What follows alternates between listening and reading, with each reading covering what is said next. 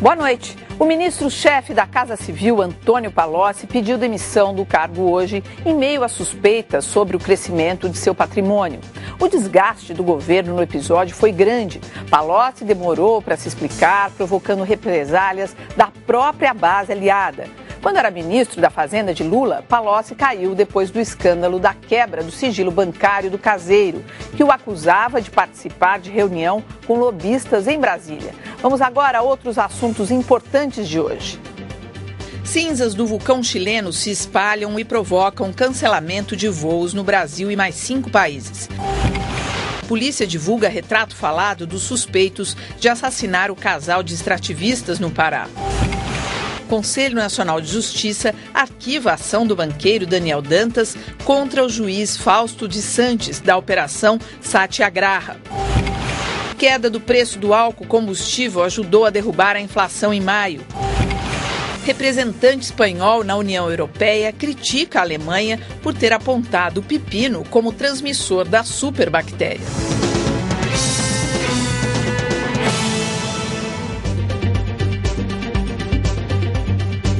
Participam desta edição o jornalista e professor da Universidade de São Paulo, Eugênio Butti, e o sociólogo Demétrio Magnoli.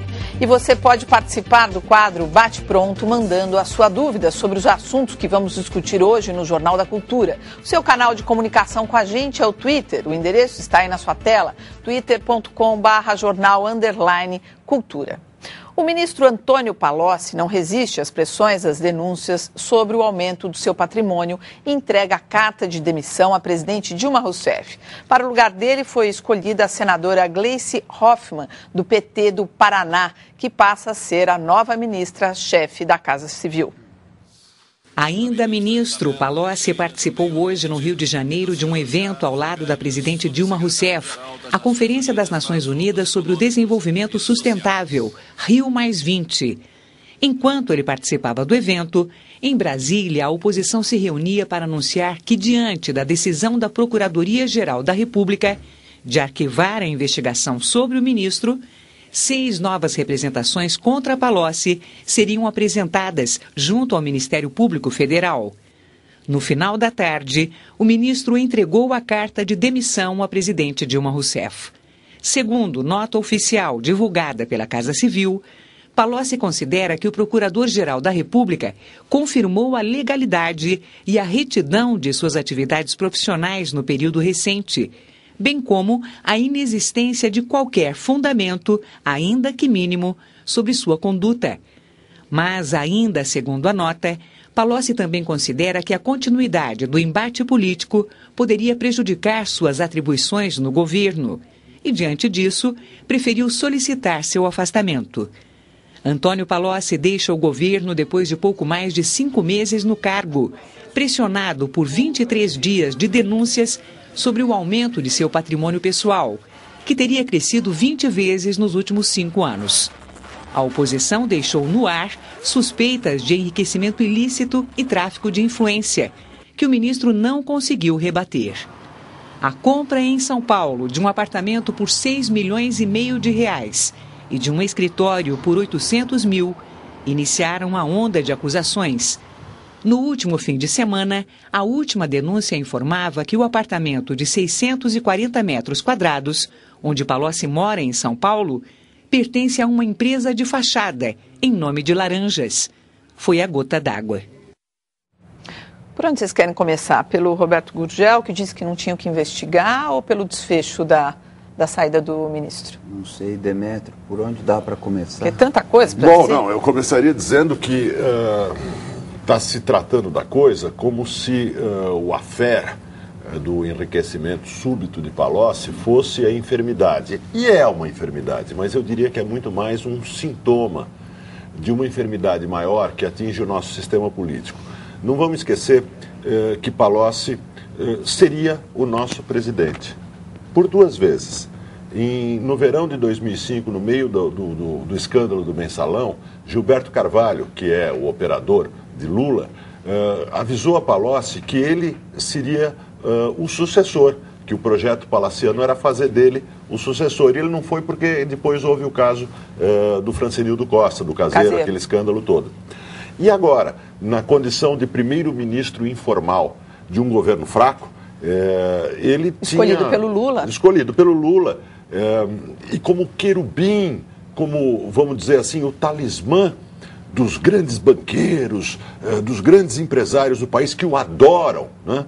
Ele tinha um caminho aberto, de novo, rumo à presidência. Então, por 2 vezes, Palocci teve um caminho aberto rumo à presidência.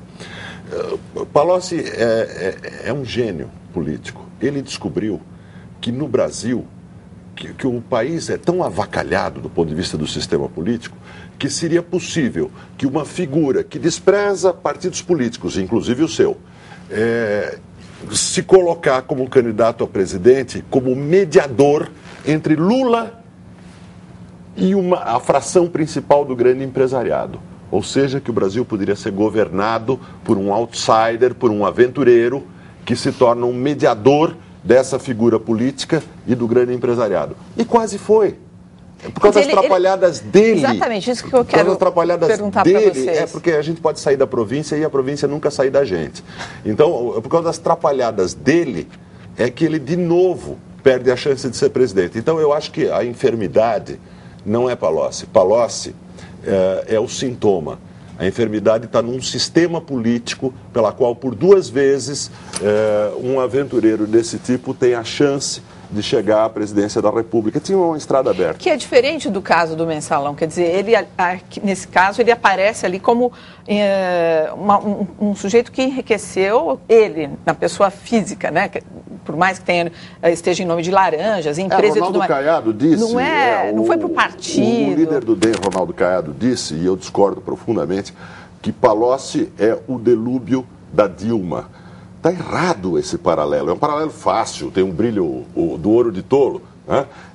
Mas Palocci não é o delúbio da Dilma. Delúbio era uma engrenagem mecânica de uma máquina político-partidária. Tanto é que voltou. Só isso, mas agora, só isso. Cena, né? Palocci não. Palocci tem uma visão política e descobriu um caminho, esse que eu falei. E quase foi por 2 vezes o sucessor. Vamos. Eu só queria observar que há uma diferença entre a lei e a política, outra vez, entre a justiça e a política. Acho que é uma nota que nós devemos ter em conta, devemos levar em conta. Porque desde o começo, a argumentação do ministro Palocci era o seguinte: não existe nenhuma acusação, nenhuma prova que juridicamente demonstre que eu agi de forma ilícita ou ilegal. Ratificado, agora, né, a decisão do procurador-geral é desconcertante no sentido de que existe um clamor da sociedade para saber o que aconteceu. E a investigação serve para isso. A investigação não significa uma condenação. No entanto, podem surgir ainda outras iniciativas para que isso seja investigado e esclarecido. Agora, o Palocci não caiu porque ele tivesse feito algo de ilegal, porque ele tivesse feito algo de ilícito. Ele cai porque as bases de sustentação do ministro da Casa Civil começam a se esboroar. É um problema político, um problema de ética e um problema até de moralidade pública. O governo não pode seguir se carece de confiança a figura do primeiro-ministro. O que aconteceu foi uma crise política. Outra coisa essencial é que há um desgaste enorme no governo com 6 meses de governo. É muito cedo. Então vamos conhecer a nova ministra da Casa Civil, Gleisi Hoffmann, que ela tem 45 anos e é senadora pelo PT do Paraná. Gleisi Hoffmann nasceu em Curitiba e é formada em Direito. Foi secretária de Estado do Mato Grosso do Sul durante a gestão de Zeca do PT e secretária de Gestão Pública da Prefeitura de Londrina. Em 2002, fez parte do governo de transição do presidente Lula e foi nomeada para um cargo de direção na Itaipu Binacional, onde ficou até 2006. Foi presença constante no palanque da então candidata Dilma Rousseff, no Paraná. Candidata derrotada à Prefeitura de Curitiba, a senadora Gleisi Hoffmann é casada com o ministro das Comunicações, Paulo Bernardo, e tem 2 filhos. A ministra falou agora à noite sobre a sua nova missão. A presidenta Dilma quer um funcionamento da Casa Civil na área de gestão, de acompanhamento dos processos, dos projetos. Agora, consta que a presidente Dilma Rousseff consultou o seu vice, Michel Temer, na hora da escolha. Isso deve mudar um pouco o perfil desse governo. Você estava falando 6 meses, já uma crise e tudo mais. Porque é um pouco de insegurança de alguns setores com relação às boas relações da senadora com o PMDB. Mas certamente o que dá para saber desde já é que há, do ponto de vista da notoriedade das figuras, um declínio, um decréscimo, um déficit. Porque o que você quer dizer? A Casa Civil requer um político experimentado, conhecido, com desenvoltura e com trânsito em vários setores. É o ministério mais importante do governo no Brasil, hoje. E por definição, é um ministério importantíssimo. Sai o Palocci, que é uma figura de trânsito com representatividade, com diálogo aberto com vários setores da sociedade, e entra uma figura que pode ser muito talentosa, pode ser muito preparada, não é isso que está em discussão, mas que precisa ser apresentada para o país. Isso indica uma queda de perfil na figura que ocupa a Casa Civil. Olha, e o J. Campos aqui pergunta se a saída de Palocci, pergunto para vocês, seria uma má notícia para os investidores. Bom, eu acho que não, mas os investidores provavelmente acham que sim, porque os investidores adoravam o Palocci. Né? Mas eu acho que não. Eu acho que é uma boa notícia para o governo e para o país, porque era impossível sustentar Palocci na Casa Civil. A questão outra que eu levantaria é que é a desmontagem do desenho de governo Dilma Rousseff organizado por Lula. Lula colocou no governo Dilma Rousseff 2 primeiros ministros. Um primeiro-ministro para dentro, interno, que é o Gilberto Carvalho, que continua. E um primeiro-ministro para fora, para a sociedade, para o mercado, que é Palocci. Esse cai. E Gleisi Hoffmann, infelizmente, ou felizmente, sei lá, não substitui esse primeiro-ministro caído. O futuro primeiro-ministro de Portugal, Pedro Passos Coelho, anuncia um amplo programa de reformas para retomar o crescimento econômico e combater o desemprego. A eleição de um governo de centro-direita em Portugal confirma a tendência que vem se registrando na maior parte do continente. A privatização, até mesmo das empresas de comunicação, ainda em poder do governo e a redução de impostos para estimular a contratação de mão de obra são as principais medidas a serem adotadas pelo futuro primeiro-ministro Passos Coelho. Ele também promete investimentos em setores como educação, saúde e serviços sociais. Com esta eleição, Portugal se soma aos demais países da Europa, hoje dirigidos por governos de direita ou centro-direita, que são Alemanha, Inglaterra, Itália, França, Holanda, Dinamarca, Suécia, Finlândia e Islândia. Na Espanha, a direita venceu as recentes eleições regionais e tem chances de retomar o poder no próximo ano. Na maioria desses países, a crise econômica, a recessão e o desemprego estão entre os fatores que provocam uma mudança no quadro político. Gente, silêncio, Jornal no Ar. Há uma semana exatamente, nós exibimos aqui no Jornal da Cultura uma reportagem sobre o Dia Mundial Sem Tabaco. No final, o Demetrio Magnoli fez um comentário que gerou polêmica. Para variar, ele se disse contrário à lei de Nova York, que proíbe o fumo em lugares abertos. Vamos assistir. A Organização Mundial da Saúde estima que em todo o planeta mais de 1 bilhão de pessoas fumem. O tabagismo é a principal causa de morte evitável. Mata todos os dias 10 mil pessoas. Doenças do coração, câncer, problemas respiratórios, até derrame cerebral podem ser causados pelo cigarro. Houve um tempo em que ser chique era acender um cigarro. Ele fez ponta no cinema nas mãos de grandes estrelas. Hoje, nada mais fora de moda. É coisa diferente da legislação, por exemplo, a que se aplica em Nova York, que acho que logo vai chegar ao Brasil, que é a legislação que procura proibir as pessoas de fumarem em praças ou parques, para não dar o mau exemplo para os outros. É um perigo esse tipo de legislação, onde se procura coibir hábitos pessoais que não estão, no caso, fazendo mal a ninguém, a não ser pelo exemplo. O advogado Silvio Tonieto, diretor da Associação Mundial Anti-Tabagismo e Alcoolismo, participa agora desse debate e ele tem uma opinião diferente da expressada aqui pelo Demétrio. A palavra é sua, Silvio. Ok, muito obrigado. Eu queria agradecer a oportunidade. E, em primeiro lugar, dizer que ninguém é obrigado a saber tudo de tudo. Essa lei de Nova York, ela surgiu em razão de um estudo, uma pesquisa, na qual verificou-se que o ambiente nas praias em Nova York, eles estão muito próximos. Então, as pessoas, mesmo no quiosque atrás, ela já está praticamente encostando no outro quiosque, como ocorre já nas praias brasileiras. Eu não vou fugir da questão, e o fumo passivo ele tem um fator também importante. Eu não vi essa pesquisa em específico da Universidade de Stanford, da Califórnia, mas nós sabemos que a fumaça que sai do cigarro, ela, em razão da combustão estar sendo feita a praticamente 80 graus, ela gera uma fumaça mais forte. Em alguns casos, existem pesquisas, até 4 vezes mais a nicotina e outros produtos saem da fumaça secundária do tabaco. Sim. E isso alcança as pessoas. Então, é em razão disso que surgiu essa lei. Mas eu não vou fugir também dessa questão da liberdade. Eu quero só também deixar claro que isso foi dito também, de que existe uma demonização do fumante. Não é esse o ponto.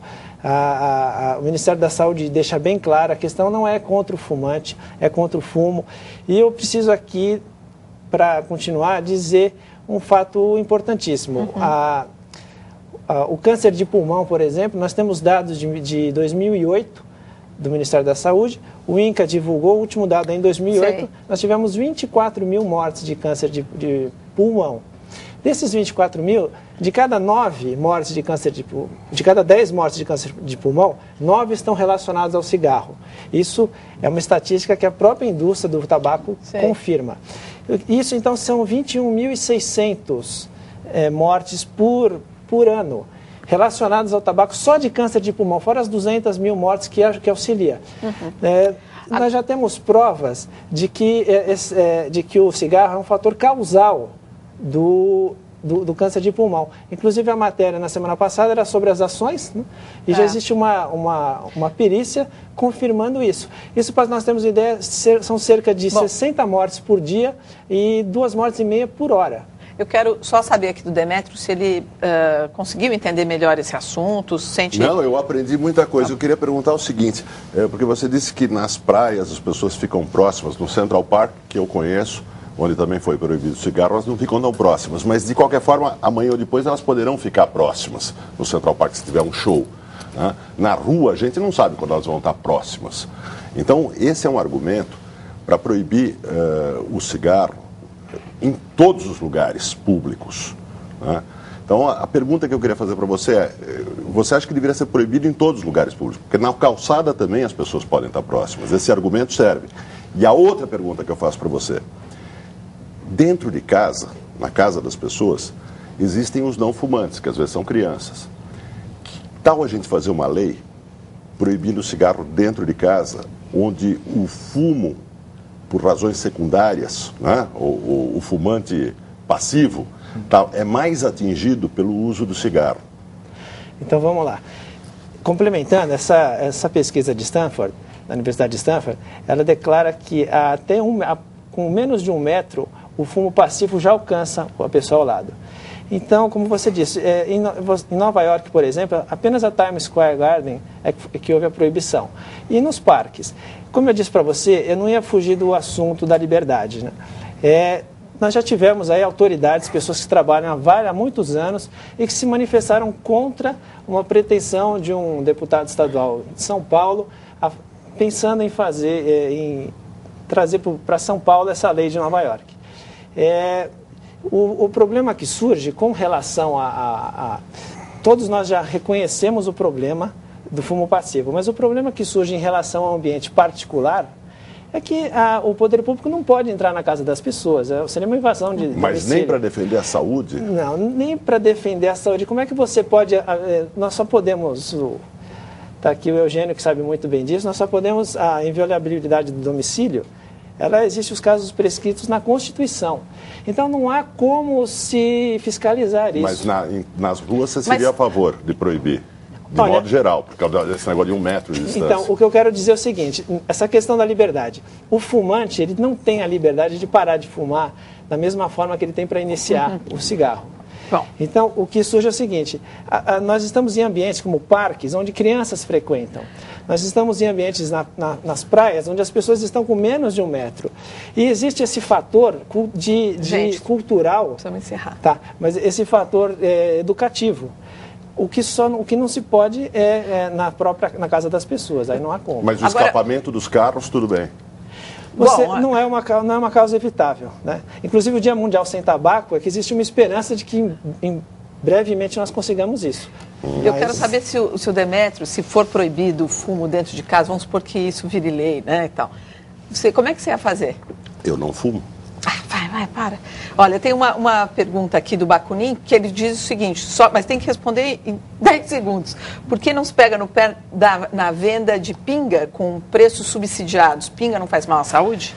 Olha, a pinga, o problema do álcool é uma outra questão, o álcool é perigoso. O tabaco não, ele surgiu na sociedade como um produto não defeituoso e agora ficou se sabendo que ele é um produto defeituoso. Então são questões